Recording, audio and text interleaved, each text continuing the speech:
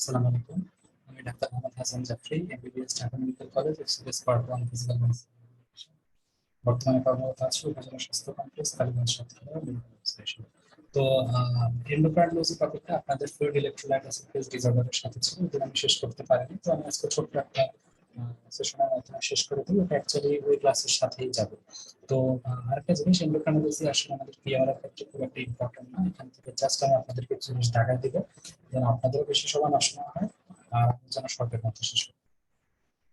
তো এখানে আপনাদের জানতে হবে যে যে জিনিসগুলো তথ্য টাইপের জিনিস, সেগুলো আপনাদের এমসিকিউতে আসতে পারে। এসবিএ তে সাধারণত কোনো আসার কথা না।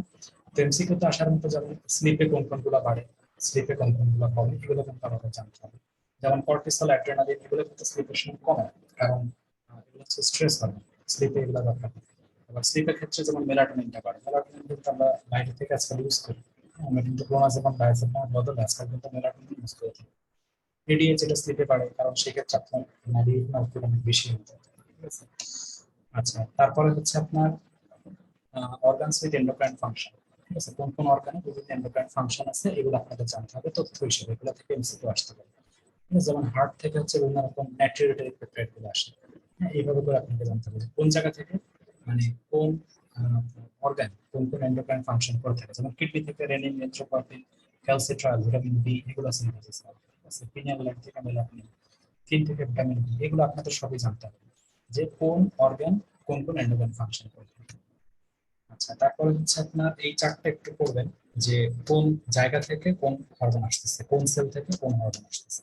এটা একটু পড়বেন যে হাইপোথ্যালামাস থেকে কি কি রিলিজিং হরমোন রিলিজ হচ্ছে, পিটুইটারি গ্ল্যান্ডের অ্যান্টেরিয়র ইন্টারমিডিয়েট পোস্টার থেকে কি কি আসতেছে এবং কোন সেল থেকে আসতেছে, সব সহ করবেন। অ্যান্টেরিয়র পিটুইটারি থেকে আসে পিজি ফ্ল্যাট। ঠিক আছে, এটা আমি বলছিলাম মনে হয়। প্রোডাক্টিভ গ্রোথ হরমোন, তারপর এফএসএইচ, এলএইচ, এসিটিএইচ এবং হচ্ছে টিএসএইচ। পিজি ফ্ল্যাট এভাবে করে মনে রাখতে পারেন। ইন্টারমিডিয়েট হচ্ছে এমএসএইচ, যেটা মূলত পোস্টার থেকে, তো দুইটা আপনারা জানেন। থাইরয়েড গ্ল্যান্ড থেকে কি, সবগুলা গ্ল্যান্ড থেকে কোনটা থেকে কি রিলিজ হচ্ছে, এটা কিন্তু আপনাদের জানতে হবে। আচ্ছা, প্যানক্রিয়াস থেকে কি কি রিলিজ হচ্ছে, জিআইএমএসই। জি দিয়ে হচ্ছে গ্লুকাগন, আই দিয়ে ইনসুলিন, এম কিছু না, এস দিয়ে হচ্ছে সোমাটোস্ট্যাটিন এবং পি দিয়ে হচ্ছে pancreatic polypeptide, alpha, beta, delta, PT. এইভাবে করে মনে রাখবেন। আচ্ছা, অ্যাড্রিনাল কর্টেক্স থেকে জিএফআর, আমরা জানি যে তিনটা রিজন থেকে কি কি হরমোন বের হয়, সবগুলো আমাদের করতে হবে। এবং অ্যাড্রিনাল মেডুলা থেকে কি কি আসে, epinephrine mainly, norepinephrine.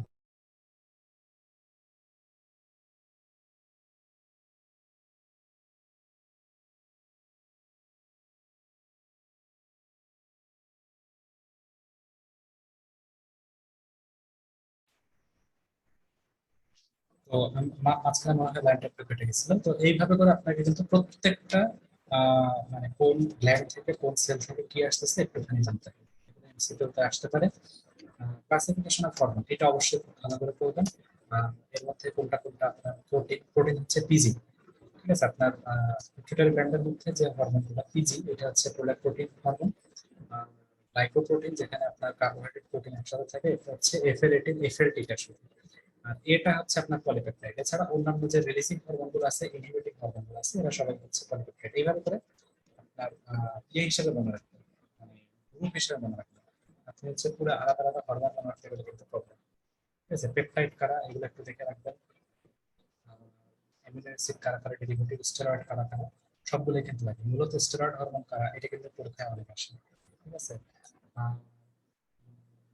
All thyroid hormone, adrenal hormone হচ্ছে অ্যামিনো অ্যাসিড টাইরোসিন ডেরিভেটিভ। আর অল সেক্স হরমোন এবং হচ্ছে অ্যাড্রিনাল কর্টিকাল হরমোন, এরা হচ্ছে স্টেরয়েড হরমোন। সেগুলো বেসিস অফ অ্যাকশনের উপর ভিত্তি করে কোথায় কোথায়, টপিক কারা, জেনারেল কারা, লোকাল কারা, সবগুলো আপনাকে জানতে হবে। আমি এগুলো পড়াচ্ছি না কারণ এগুলো আসলে পড়ার তেমন কিছু নেই। এটা জাস্ট আপনাকে মুখস্থ করতে হবে এবং এখান থেকে খুব বেশি কোশ্চেন আসবে না। জাস্ট একটু ধরায় দেওয়া যে এগুলো পড়তে হবে। লোকেশন অফ রিসেপ্টর, এটা তো খুবই ইম্পর্টেন্ট যে সেল মেমব্রেনে কারা কারা, প্রোটিন হরমোন, পেপটাইড এবং ক্যাটেকোলিন। সাইটোপ্লাজম হচ্ছে স্টেরয়েড এবং নিউক্লিয়াস হচ্ছে থাইরয়েড। সেগুলো জানতে হবে। আচ্ছা, আহ, এই চারটা অত ইম্পর্টেন্ট না, গ্রুপ ওয়ান গ্রুপ টু এটা দরকার নেই। বাইন্ডিং প্রোটিন কারা কারা আছে, এটা একটুখানি করতে পারবে। ঠিক আছে, কোনটার বাইন্ডিং প্রোটিন, যেমন থাইরক্সিন হচ্ছে থাইরক্সিন বাইন্ডিং গ্লোবুলিন আছে, থাইরক্সিন বাইন্ডিং প্রি অ্যালবুমিন আছে, অ্যালবুমিন আছে, সেগুলো একটুখানি জানতে হবে। আচ্ছা, তারপরে হচ্ছে আপনার প্রত্যেকটারই বাইন্ডিং প্রোটিন কি কি আছে একটু জানতে হবে। আচ্ছা, সেকেন্ড মেসেঞ্জারে কোনটা কিভাবে কে কাজ করে, এটা সুপার ইম্পর্টেন্ট একটা চার্ট, এটা কোনোভাবে মিস করা যাবে না। সিএমপি তে কাজ করে হচ্ছে ফ্ল্যাট পিটুইটারির মধ্যে, এটা মনে রাখতে হবে। ঠিক আছে, আপনার ফ্ল্যাটের সবগুলো এখানে আছে, তার সাথে সাথে হচ্ছে আপনার অ্যান্টি ডায়াবেটিকটা আছে, প্যারাথাইরয়েড আছে। ঠিক আছে, আর সিজিএমপির মাধ্যমে কাজ করে হচ্ছে নো এএনপি, ঠিক আছে, নাইট্রিক অক্সাইড এবং হচ্ছে এএনপি, এটা মনে রাখতে হবে। ক্যালসিয়াম ফসফোলিপিড সিস্টেমে কারা কাজ করতেছে, টাইরোসিন কাইনেসে শুধুমাত্র ইনসুলিন রিলেটেড গুলো কাজ করে, ফসফোলাইপেস সি মেকানিজমে কারা কাজ করে। ঠিক আছে, সবগুলোই কিন্তু আপনাকে পড়তে হবে। এইখান থেকে এই চ্যাপ্টার থেকে এমসিকিউ আসলে সাধারণত এখান থেকে আসে। ঠিক আছে, তো এই জিনিসগুলো আপনাকে ভালো করে করতে হবে, যেগুলো আমি এতক্ষণ বললাম শুরু থেকে। মূলত এই চারটা হচ্ছে সুপার ইম্পর্টেন্ট, এটা পরীক্ষার দিন সকালে থেকে পড়ার চেষ্টা করবেন সেকেন্ড পেপারের দিন। আচ্ছা, এই চার্টটা একটু পড়বেন, ডেভিডসন একটা চার্ট, কে কাকে স্টিমুলেট করতেছে। এখানে আইটালিক ফর্মে যেগুলো লেখা, এরা কিন্তু ইনহিবিট করে, যেমন জিএনআরএস কে ইনহিবিট করতেছে হচ্ছে oestrogen, progesterone, androgen, prolactin inhibit. তাহলে এখান থেকে একটা এমসিকিউ দিয়ে দিতে পারে যে কারা কারা জিএনআরএস কে ইনহিবিট করে। ঠিক আছে, তারপর আবার টিআরএস টা কিন্তু প্রোল্যাকটিন কে স্টিমুলেট করতেছে, দেখছেন, আবার এডিএস কিন্তু এসিটিএস কে স্টিমুলেট করে, আবার সোমাটোস্ট্যাটিন কিন্তু জিএইচ কে ইনহিবিট করে, দেখেন আইটালিক ফর্মে লেখা। ডোপামিন কিন্তু প্রোল্যাকটিন কে ইনহিবিট করে। ঠিক আছে, আইজিএফ-1 কিন্তু জিএইচআরএস কে ইনহিবিট করে। এগুলো হচ্ছে বাঁকানো ভাবে লেখা, আইটালিক ভাবে লেখা। তো এইভাবে করে আপনাকে জিনিসগুলো, এই চার্টটা একটু করবেন, এটা ডেভিডসন একটা চার্ট, এটা করতে হবে। আচ্ছা, আহ, এই চার্টটা করতে পারেন। হাইপোথ্যালামাস থেকে কোন কোন হরমোন আসে, ব্রেস্টের উপর কোন কোন হরমোন কাজ করে, very very important. Oestrogen, progesterone, growth hormone, thyroid hormone, cortisol এবং আদার্স কিছু হরমোন আছে, যেমন প্রোডাক্টিন, অক্সিটোসিন, তারপর হচ্ছে হিউম্যান কোরিওনিক সোমাটোম্যামোট্রপিন, এইচএসসি যেটাকে বলে। ঠিক আছে, বাট এসিটিএস কিন্তু কাজ করে না, ইনসুলিনে কিন্তু কাজ করে। ঠিক আছে, তাহলে ইস্ট্রোজেন প্রোজেস্টেরন এটা হচ্ছে ব্রেস্টের ডেভেলপমেন্টে কাজ করে, গ্রোথ হরমোন হচ্ছে ব্রেস্টের সাইজ বৃদ্ধিতে সাহায্য করে, থাইরয়েড হরমোনের উপর ব্রেস্টের ডেভেলপমেন্টে সাহায্য করে, কর্টিসল সেম। আদার্সের মধ্যে প্রোল্যাকটিন হচ্ছে মিল্ক প্রোডাকশনে সাহায্য করে, অক্সিটোসিন হচ্ছে মিল্ক ইজেকশনে সাহায্য করে, এবং হিউম্যান কোরিওনিক সোমাটোম্যামোট্রপিন এটা হচ্ছে প্রেগন্যান্সিতে ব্রেস্টের ডেভেলপমেন্টে হেল্প করে। ইনসুলিন হচ্ছে ব্রেস্টের ফ্যাটের অ্যাকুমুলেশন করতে সাহায্য করে। তো এই হরমোনগুলো কিন্তু ব্রেস্টের উপর কাজ করে, এটা আপনাকে জানতে হবে। আচ্ছা, পিটুইটারি হরমোন কারা কারা আছে, কোন সেল থেকে আসতেছে, অ্যাসিডোফিল সেল কারা, বেসোফিল সেল কারা, ঠিক আছে, এভাবে করে একটু জানতে হবে। ক্রোমোফোব কারা, যারা কালার নেয় না, ঠিক আছে, এগুলো একটু জানতে হবে। ডায়াবেটিস ইনসিপিটাসের মধ্যে আপনার প্রেনিয়াল এবং নেফ্রোজেনিক, এগুলো আপনাকে জানতে হবে, স্পেশালি নেফ্রোজেনিকটা আপনাকে করতে হবে। নেফ্রোজেনিকের মধ্যেও স্পেসিফিক্যালি হচ্ছে আপনার এই যে রিসেপ্টর মিউটেশন, একেবারে 2 মিউটেশন, তারপর lithium, demeclocycline poisoning, heavy metal, এগুলো বেশি করে জানতে হবে। Metabolic abnormality, hypokalemia, hypercalcemia, very very very very important এই দুইটা পয়েন্ট, যে দুইটার জন্য নেফ্রোজেনিক ডায়ালিসিস আছে। এগুলা মোটামুটি একটু জানবেন। ঠিক আছে, যে এই যে গোলাপি কালার দিয়ে যেগুলো থাকে এগুলো আমি মূলত করছি পরীক্ষার আগে। আচ্ছা, থাইরক্সিনের হাফ লাইফ 6 থেকে 7 দিন, এটা মনে রাখতে হবে। এই জন্য কিন্তু আমরা থাইরক্সিন দিলে সাধারণত 7 দিন পরে টেস্ট করি, এর আগে কিন্তু টেস্ট করি না। আচ্ছা, ইনসুলিনের হাফ লাইফ হচ্ছে আপনার 5 থেকে 10 মিনিট, এটা একবার পরীক্ষায় আসছিল, এটা একটুখানি লিখে নেবেন। ইনসুলিনের হাফ লাইফ 5 থেকে 10 মিনিট, ন্যাচারাল ইনসুলিন। আর থাইরক্সিন হচ্ছে 6 থেকে 7 দিন। আচ্ছা, গ্রেভস ডিজিজের মোস্ট প্রিভ্যালেন্ট অ্যান্টিবডি কি, থাইরয়েড রিসেপ্টর অ্যান্টিবডি, এটা একটু জানতে হবে। আচ্ছা, হাইপোক্যালসিমিয়া, ক্যালসিয়াম রিলেটেড জিনিসগুলো একটু আমাদের লাগবে। ঠিক আছে, এটা আমি আপনাদের পড়াইছিলাম অবশ্য, এই জন্য এখান থেকে খুব বেশি পড়া। প্যারাথাইরয়েড গ্ল্যান্ড ডিরেক্টলি কি কি করে, এগুলো জানতে হবে। এটা হচ্ছে ভিটামিন ডি ফর্মেশনে সাহায্য করে, রেনাল টিউবুলার ক্যালসিয়াম অ্যাবজর্পশনে সাহায্য করে। ডিরেক্টলি করোনাকে কি ইন্টেস্টাইন ক্যালসিয়াম অ্যাবজর্পশন, যেটা ভিটামিন ডি এর মাধ্যমে হয়। আর তারপর হচ্ছে calcium binding, formation of calcium binding, এটা ইনডিরেক্টলি করতে হবে।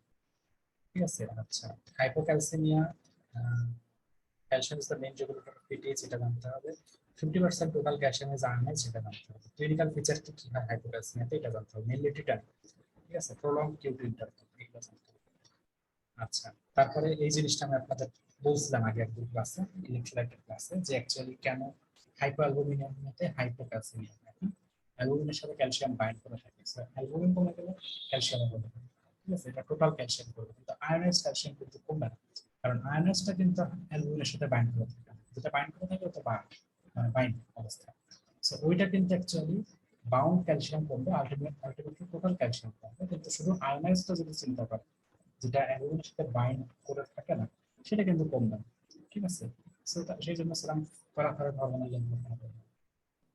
অ্যালকালোসিস হলে কি হয়, আমি বলছিলাম অ্যালকালোসিস হলে আপনার অ্যালবুমিনের সাথে কিন্তু হাইড্রোজেন আয়নও বাইন্ড করে থাকে।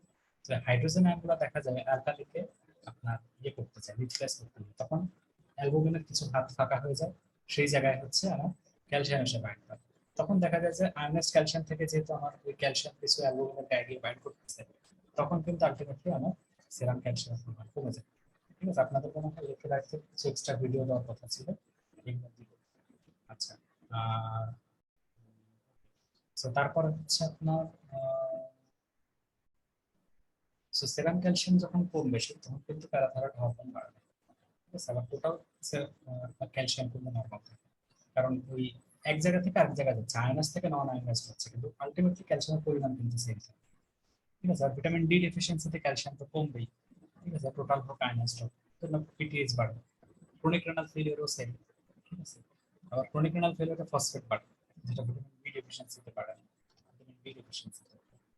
আচ্ছা, হাইপোপ্যারাথাইরয়েডিজম হচ্ছে প্যারাথাইরয়েড কমে দেখে ক্যালসিয়াম ক্যালসিয়াম গুলো কমে যায়। সিডো হাইপোপ্যারাথাইরয়েডিজম প্যারাথাইরয়েড বাড়ে কিন্তু সে কাজ করতে পারে না দেখে ভিটামিন ডি, তারপর হচ্ছে আপনার ক্যালসিয়াম এগুলো কমে যায়। একই প্যানক্রিয়াটাইটিসে ক্যালসিয়াম বুস্ট আপ হয়ে যায়, সেজন্য কমে যায়, তার জন্য প্যারাথাইরয়েড বাড়ে। হাইপোম্যাগনেসিয়ামিয়াতে যেহেতু ম্যাগনেসিয়াম আয়ন প্যারাথাইরয়েড গ্ল্যান্ডের রিলিজের সাথে রিলেটেড, এই জন্য পিটিএইচ কমে, আলটিমেটলি ক্যালসিয়াম ক্যালসিয়াম এগুলো কমে যায়। ঠিক আছে, এটা তাহলে হইলো, এই জিনিসগুলো কিন্তু আপনাকে পড়তে হবে খুব সুন্দর। আচ্ছা, ক্যালসিয়াম কে কে রেগুলেট করে এটা জানতে হবে। ঠিক আছে, ক্যালসিয়াম কে কে রেগুলেট করে, ক্যালসিয়াম ইজ রিলেটেড টু কে কে, এটাও জানতে হবে। তাহলে রেগুলেট করে তিনটা হবে, আর রিলেটেড টু হচ্ছে চারটা হবে, পাঁচটা হবে, এটা জানতে হবে। ক্লিনিক্যাল ফিচার কি? হাইপোক্যালসিমিয়া, চিলড্রেনদের ক্ষেত্রে একটা ট্রায়াড থাকে, কার্পোরাল স্ট্রাইডার এবং কনভালশন।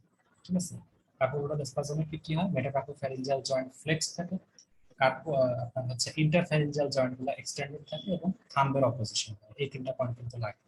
অ্যাডাল্টদের ক্ষেত্রে কি হয় এগুলো জানতে হবে। টিংলিং হয়, পেইনফুল কার্পোরাল স্পাজম হইতে পারে, বাট স্ট্রাইডার আরো রেয়ার। ল্যাটেন্ট টিটানি বের করার জন্য আমরা দুটো টেস্ট করি, একটা হচ্ছে প্রোজিওসাইন, একটা হচ্ছে ফসটেক্সাইন। প্রোজিওসাইনটাকে আমরা হচ্ছে ব্লাড প্রেশারের কাফটা তার সিস্টেমিক ব্লাড প্রেশারের চেয়ে উপরে নিয়ে যাই এবং সেক্ষেত্রে এভাবে 3 মিনিট রাখি, তখন দেখা যায় যে হচ্ছে আমাদের কার্পোরাল স্পাজম দেখা যায়। আর ফসটেক্সাইন হচ্ছে আপনি যদি ফেশিয়াল নার্ভের উপর ট্যাপিং করেন, তাহলে দেখবেন যে হচ্ছে ওখানে ইপসিল্যাটারাল ফেশিয়াল মাসেলের কন্ট্রাকশন হচ্ছে। ট্রিটমেন্ট কি করবেন? জাস্ট একটু দেখে রাখেন, ক্যালসিয়াম গ্লুকোনাট এত বেশি ইম্পর্টেন্ট।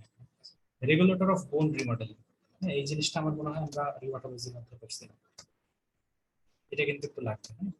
যে কোন হরমোন কি করতেছে, এটা কিন্তু লাগবে। এই চারটা আমি আর পড়াচ্ছি না, কিন্তু এটা করতে হবে, এটা সম্ভবত আমি রিউমাটোলজিতে বলছিলাম কিছু কিছু। তো প্যারাথাইরয়েড হরমোন দেখেন অস্টিওক্লাস্ট এবং ব্লাস্ট দুইটাকেই কিন্তু বাড়াচ্ছে, এবং বোনের উপর ইফেক্টটা ভ্যারিয়েবল কেন? আপনি যদি কন্টিনিউয়াসলি প্যারাথাইরয়েড হরমোন কাউকে দেন, সেই ক্ষেত্রে কিন্তু তার অস্টিওক্লাস্টিক অ্যাক্টিভিটি বেশি হয়, তখন বোন রিজর্পশন হয়। কিন্তু আপনি যদি পালস থেরাপি দেন প্যারাথাইরয়েড হরমোন, সেই ক্ষেত্রে দেখা যায় যে এখানে কিন্তু বোন ফর্মেশন হয় আলটিমেটলি। ঠিক আছে, সো এটা কিন্তু জন্য ভিটামিন ডি হচ্ছে দুইটাই বাড়ায়। ঠিক আছে, তার মানে অস্টিওক্লাস্ট এবং ব্লাস্ট দুইটাই বাড়ছে। থাইরয়েড হরমোন অস্টিওক্লাস্ট মেইনলি বাড়ায়, সেজন্য বোন লস হয়। মেইনলি এখানে আপনার লাগবে কে বোন লস করে আর কে হচ্ছে বোন গেইন করে। ঠিক আছে, ক্যালসিটোনিন ইস্ট্রোজেন বোন গেইন করে, testosterone muscle loading mechanical loading বোন গেইন করে, বাকিগুলো কিন্তু বোন লস করে। আবার এই দুটা কিন্তু ভেরিয়েবল। ঠিক আছে, তাহলে এইভাবে করে আপনি জিনিসটা বানাবেন। প্রোস্টাগ্ল্যান্ডিন E2 হচ্ছে অস্টিওক্লাস্টের অ্যাক্টিভিটি কমায়, এটা হচ্ছে মনে রাখতে হবে। সো এই চ্যাপ্টার গুলো হচ্ছে জাস্ট আপনার যেটাকে আমরা বলে থাকি হচ্ছে যে মানে এক্সট্রা হিসেবে পড়া। আচ্ছা, গ্লুকোকর্টিকয়েডের ইফেক্ট গুলো করতে হবে। Carbohydrate metabolism, lipid metabolism, protein metabolism কে কোথায় কাজ করতেছে একটু দেখতে হবে। আলটিমেটলি কি করতেছে সেটাও দেখতে হবে। কার্বোহাইড্রেটের উপর সে ব্লাড গ্লুকোজ বাড়াচ্ছে, লিপিডের উপর হচ্ছে কিটোসিস করতেছে, এবং প্রোটিনের উপর হচ্ছে সে প্রোটিনের নেগেটিভ ব্যালেন্স করতেছে, অর্থাৎ প্রোটিনটাকে ক্যাটাবলিজম করতেছে। ঠিক আছে, এখানে টোটালি আপনাকে জানতে হবে এগুলো। এই ইফেক্টটা আরো ডিটেলস এখানে বলা, এগুলো একটু আপনাদের জানতে হবে। কোথায় কি করতেছে? সোডিয়াম রিটেনশন করতেছে, এডিমা করতেছে। ঠিক আছে, পটাশিয়ামের উপর হাইপোক্যালেমিয়া করতেছে, তারপর ক্যালসিয়ামের পরিমাণ কমাচ্ছে, এটা ভেরি ভেরি ইম্পর্টেন্ট, হ্যাঁ, এগুলো একটু জানতে হবে। ওয়াটারের উপর হচ্ছে এরা রিটেনশন ইনটক্সিকেশন করতে পারে। মাসেলের উপর হচ্ছে মাসেল ম্যাস কমাচ্ছে। ঠিক আছে, ব্লাড সেলের উপর একটা ভেরি ভেরি ইম্পর্টেন্ট, এটা পরীক্ষা আসছিল অনেকবার। বেলকে কমায়, বেসোফিল ইসোফিল লিম্ফোসাইটকে কমায়, বাকি সবকে বাড়ায়, বাকি সবার মধ্যে 10 কে বাড়ায় মনে রাখতে পারেন। পেন বলতে হচ্ছে আমার পি দিয়ে হচ্ছে প্লাটিলেট, ই দিয়ে হচ্ছে ইসোলেটেড, এম দিয়ে হচ্ছে, না সরি, ই দিয়ে হচ্ছে ইলেকট্রোসাইট, সরি ই দিয়ে ইলেকট্রোসাইট, আর এম দিয়ে হচ্ছে নিউট্রোফিল। ঠিক আছে, এগুলোকে বাড়ায়। সো এটা মনে রাখবেন, বেলকে কমায় বাকি সব বাড়ায়। সেটা মনে রাখবেন। আচ্ছা, ভাস্কুলার রেসপন্স অত দরকার নাই। সেন্ট্রাল নার্ভাস সিস্টেম কি করে একটু দেখতে পারেন। পারমিসিভ অ্যাকশন, এটা ভেরি ভেরি ইম্পর্টেন্ট। পারমিসিভ অ্যাকশনের মধ্যে কি কি আছে, অর্থাৎ স্টেরয়েড থাকলে এই কাজগুলো হয়। স্টেরয়েড থাকলে তখন গ্লুকাগন ক্যালোরিজেনিক ইফেক্ট ফলায়, ক্যাটেকোলামাইন তখন লাইকোলাইটিক ইফেক্ট করে, ক্যাটেকোলামাইন প্রেসার ইফেক্ট করে এবং ব্রঙ্কোডাইলেশন করে। স্টেরয়েড না থাকলে কিন্তু এটা করতে পারতো না, এটা বলা হয় পারমিসিভ অ্যাকশন। আচ্ছা, দিস স্ট্রেসের রেজিস্ট্যান্স হিসেবে কাজ করে আমরা জানি, অ্যান্টি ইনফ্লামেটরি আমরা জানি, অ্যান্টি অ্যালার্জিক আমরা জানি, ইমিউনোসাপ্রেসিভ ইফেক্ট এগুলো আমরা জানি। ঠিক আছে, সো এখান থেকে ওভারঅল কি করতে হবে একটু বলুন। এটা আবার ফার্মাকোলজিতে লাগে। আচ্ছা, কুশিং সিনড্রোমের এই বিশ্ববিখ্যাত ছবিটা আপনাকে অবশ্যই পড়তে হবে। ঠিক আছে, এবং এখান থেকে কোশ্চেন আসতে পারে কুশিং সিনড্রোমের ফিচার। ঠিক আছে, প্রত্যেকটা আপনাকে জানতে হবে। এবং আপনি দেখেন সেন্ট্রিপেটাল, কোশ্চেন অনেক সময় সেন্ট্রিফিউগাল বলা থাকে, সেন্ট্রিপেটাল শব্দটা দেখে রাখবেন। আচ্ছা, স্ট্রা থাকবে ট্রান্সভার্স স্ট্রা, ভার্টিক্যাল বললে কিন্তু ফলস। ঠিক আছে, প্রেগন্যান্সিতে থাকে লংজিটিউডাল স্ট্রা, তাহলে এগুলো কিন্তু জানতে হবে। এই ছবিটা টোটালি আপনাকে পড়তে হবে। ঠিক আছে। আচ্ছা,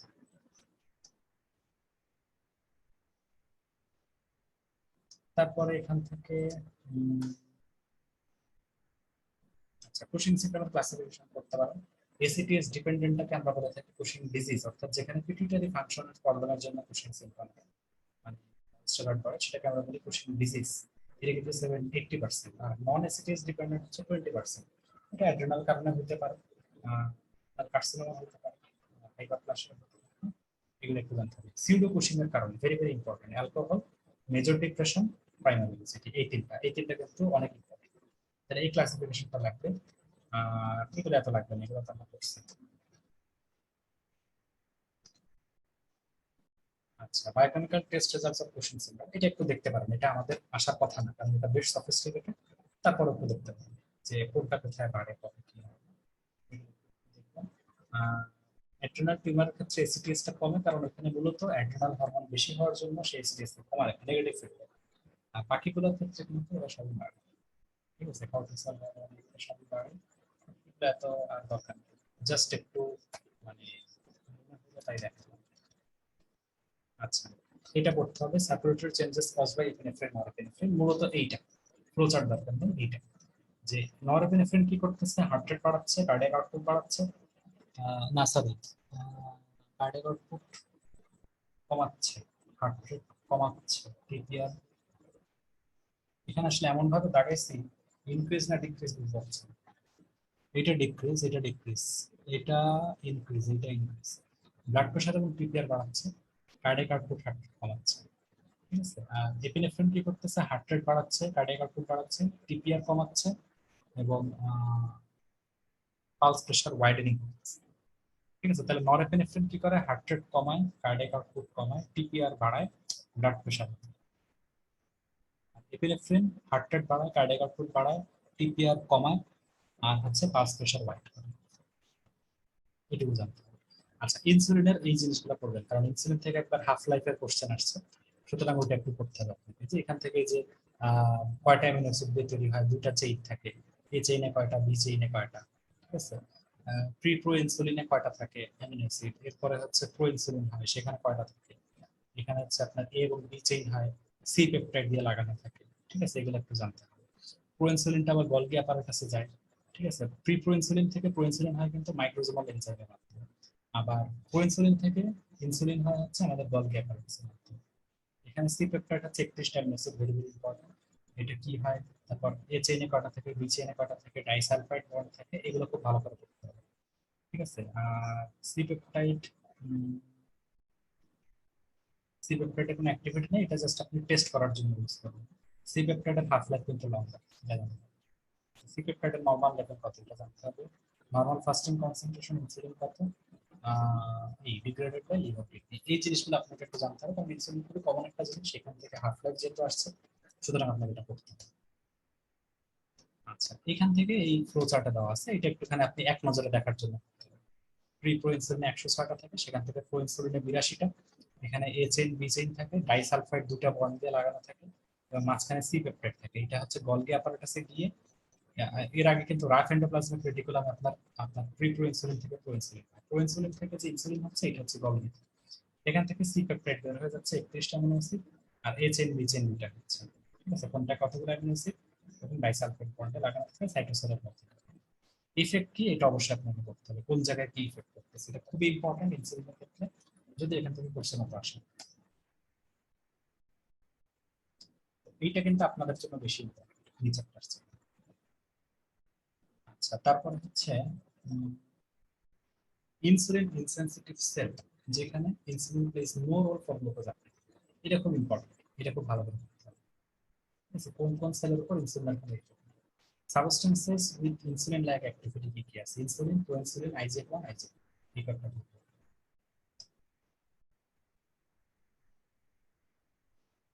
আচ্ছা, তারপরে হচ্ছে ফ্যাক্টর স্টিমুলেটিং ইনসুলিন সেক্রেশন, এটা একটু করবেন, কে কে স্টিমুলেট করে কে কে ইনহিবিট করে, এগুলো জাস্ট রিডিং, এগুলো কিন্তু এত ইম্পর্টেন্ট। ঠিক আছে, আচ্ছা, glucagon factors affecting glucagon secretion, same, stimulate কারা করতেছে, ইনহিবিট কারা করতেছে, এটা কিন্তু ইম্পর্টেন্ট। এর মধ্যে দেখেন থিওফাইলিন কিন্তু গ্লুকাগনকে স্টিমুলেট করতেছে বা ইনসুলিনকে স্টিমুলেট করতেছে, আবার ফিনাইটোইন ইনসুলিনকে ইনহিবিট করতেছে, গ্লুকাগনকে ইনহিবিট করতেছে, বাকিগুলো কিন্তু মোটামুটি অপোজিট। ঠিক আছে, তাহলে এইখানে এটা একটুখানি করতে হবে, অনেক সময় কোশ্চেন আসতে পারে, ইজি যেহেতু topic. Glucose transporter very very important, এসজিএলটি1, এসজিএলটি2 হচ্ছে সেকেন্ডারি অ্যাক্টিভ ট্রান্সপোর্ট, যেখানে সোডিয়ামের মাধ্যমে অ্যাবজর্ব হয়, কোথায় হয় সেটা মাধ্যমে। আর গ্লুট এর মধ্যে কে কে আছে, গ্লুট 1 হচ্ছে বেজাল, গ্লুট 3 হচ্ছে বেজাল, এই দুটো জানতে হবে, বেজোর দুটো হচ্ছে বেজাল, বেজোর মানে বেজাল। আর গ্লুট 2 হচ্ছে বি সেল গ্লুকোজ সেন্স, যেহেতু টু টু হচ্ছে আপনার যে 2 নাম্বার, বি হচ্ছে 2 নাম্বার আপনার বর্ণ, সেই হিসাবে এটা হচ্ছে বি সেল গ্লুকোজ। ঠিক আছে, আচ্ছা, তারপরে হচ্ছে আপনার গ্লুট 4 হচ্ছে ইনসুলিন স্টিমুলেটেড গ্লুকোট্রাক্টেড, এইটা খুব ভালো করে দেখা, গ্লুট 4 হচ্ছে তাহলে ইনসুলিন স্টিমুলেটেড, এটা মনে রাখতে হবে। গ্লুট 5 হচ্ছে ফ্রুক্টোজ ট্রান্সপোর্ট, গ্লুট 6 বলে কিছু নাই, এটা হচ্ছে সিউডোজিন। গ্লুট 7 হচ্ছে আপনার গ্লুকোজ 6 ফসফেট ট্রান্সপোর্ট, কোথায় কি থাকে অত না জানতে চলবে, বাট এটা জানতে হবে। স্পেশালি 1 3 হচ্ছে বেজাল, 2 হচ্ছে বি সেল, 4 হচ্ছে ইনসুলিন স্টিমুলেটেড, 5 হচ্ছে ফ্রুক্টোজ, 7 হচ্ছে 6 বলে কিছু নেই, এগুলো জানতে হবে। টাইপ 1 টাইপ 2 ডায়াবেটিসের পার্থক্য একটু করতে পারবেন, যেটা জাস্ট রিডিং, এমন ইম্পর্টেন্ট কিছু না আমাদের জন্য। আচ্ছা, ফ্যামিলি হিস্ট্রি কিন্তু টাইপ 2 তে বেশি করে, কমপ্লিকেশন হচ্ছে আবার টাইপ 2 তে বেশি করে, ওবেসিটি টাইপ 2 তে বেশি করে, ঠিক আছে, আর কিটোনিউরিয়া হচ্ছে টাইপ 1 এ বেশি করে।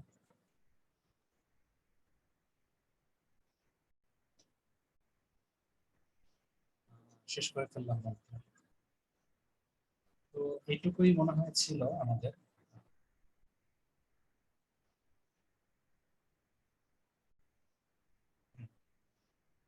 এই কয়েকটাই ছিল, তো আজকে প্রচুর পড়ানো জিনিস আছে।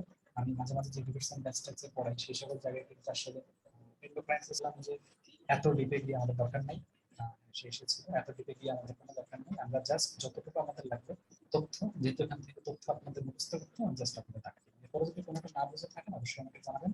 এবং এটা তো ফ্লুইড ইলেকট্রোলাইট ক্লাসের অন্তর্গত ছিল, সুতরাং ফ্লুইড ইলেকট্রোলাইট ক্লাসের মধ্যে আমরা কিন্তু অ্যাকচুয়ালি কিছু বলছিলাম যে ফ্লুইড ইলেকট্রোলাইটের এক্সট্রা কিছু ভিডিও দিব, সেগুলো ইনশাল্লাহ আমি দিয়ে দিব গ্রুপে, সমস্যা নেই। ইনশাল্লাহ পরবর্তী ক্লাসগুলো ইনশাল্লাহ সব কিছুই হবে, আর সবকিছু সঙ্গে আমরা কিছু একটা ইনশাল্লাহ। তো সবাইকে পরবর্তী ক্লাসে জন্য আমন্ত্রণ জানিয়ে আজকের মতো এখানে শেষ করছি, ধন্যবাদ, আসসালামু আলাইকুম।